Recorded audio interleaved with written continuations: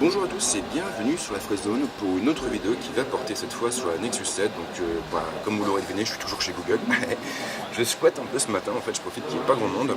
Et donc cette fois, c'est la Nexus 7 que j'ai envie de vous présenter. Donc là encore, ce ne sera pas un test complet, je pense que vous comprenez pourquoi. Un salon, c'est pas forcément le meilleur endroit pour tester un produit en profondeur. C'est plutôt un tour d'horizon rapide et ça m'intéresse d'autant plus que la Nexus 7, je ne l'ai pas eu en test. Elle m'est passée très rapidement dans les mains parce que j'ai un copain qui en a acheté une. Et j'avais envie d'en voir un petit peu plus et de vous la présenter aussi, des fois que vous ne la connaîtriez pas encore. Donc au niveau du format, on est sur une tablette 7 pouces.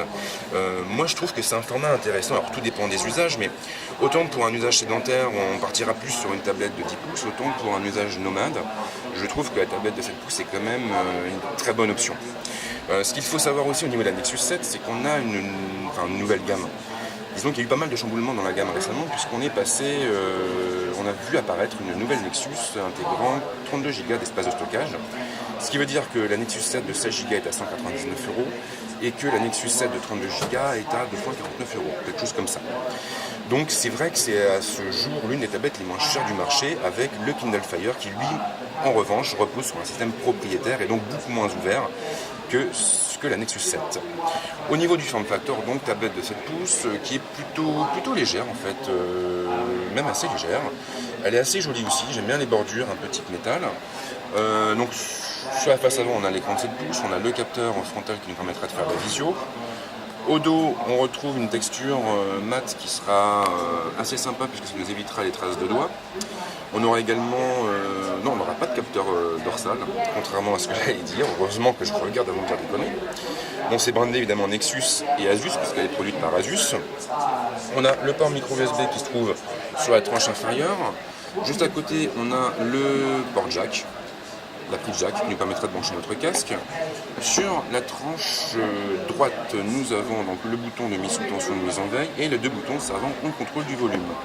Sur la tranche supérieure, on n'a rien, et à gauche, on n'a rien non plus, si ce n'est ici un petit connecteur qui nous permettra de poser la tablette sur un dock pour la recharger ou pour synchroniser plus rapidement nos fichiers.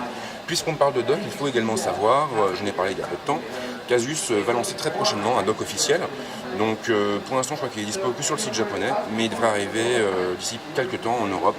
Donc à mon avis, je pense qu'avant les fêtes de fin d'année, on pourra en profiter. Au niveau donc, de l'OS, écoutez, c'est de l'Android pur, donc pas de surcouche. Alors là, je pense qu'ils n'ont pas fait... Voilà, je suis en mode portrait, donc je pense qu'ils ont soit bloqué, voilà, ils ont bloqué.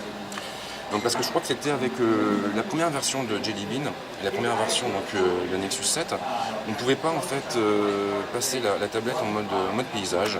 Il a fallu une mise à jour relativement récente pour que ce soit possible. Donc là actuellement elle a été mise à jour, donc c'est possible. Donc sur l'écran d'accueil on a toujours les widgets, on a toujours ici le dock qui va nous permettre d'accéder à nos différentes applications. On a évidemment différents écrans d'accueil qui vont nous permettre de répartir nos applications et nos widgets pour créer un ensemble cohérent et qui nous permettra d'accéder plus rapidement à nos ressources. Là-haut, nous avons le centre de notification avec l'heure, la date et avec les différentes notifications de nos applications. Donc des notifs en provenance de YouTube, Twitter, Facebook, la boîte mail et ainsi de suite. Ici, on a un bouton qui nous permet de virer toutes les notifications. À droite, si on tape, on va pouvoir donc voir l'utilisateur. Là, en l'occurrence, il s'agit d'une utilisatrice.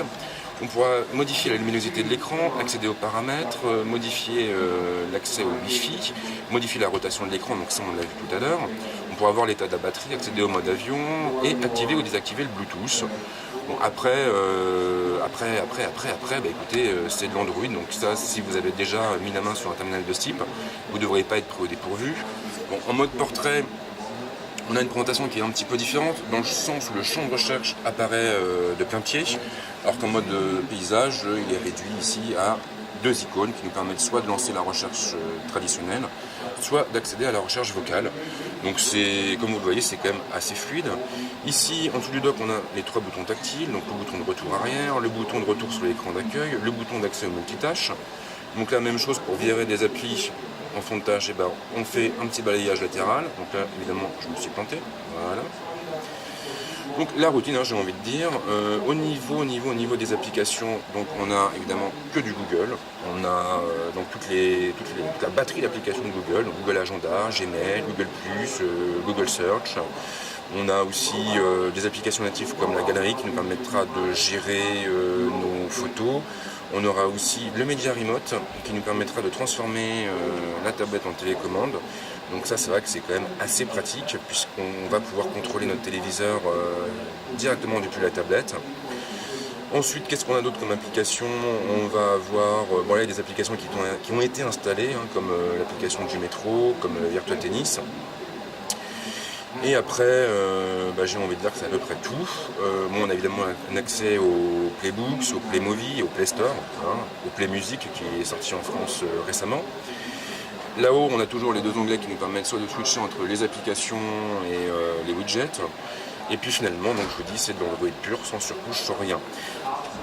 Alors forcément, j'ai pas eu l'occasion ni de la benchmarker, ni de tester des jeux et des applications, donc je ne peux pas vous dire ce qu'elle vaut vraiment sur le terrain.